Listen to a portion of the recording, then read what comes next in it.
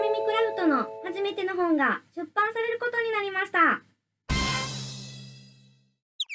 紙1枚からこんなに可愛いうさミミクラフトのおうちでクラフト12ヶ月。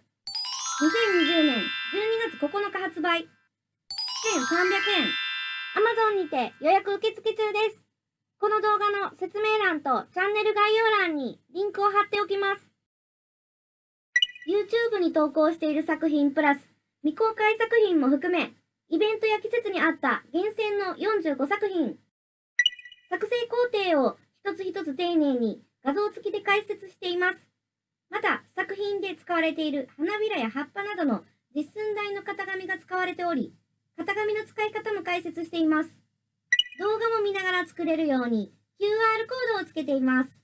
未公開作品はご購入していただいた方だけの限定公開です。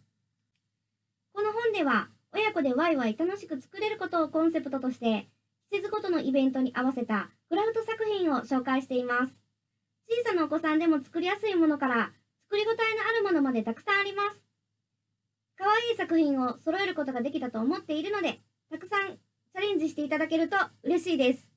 ものづくり仲間として皆さんに充実した楽しいクラフトライフが待っていることを心から願っています。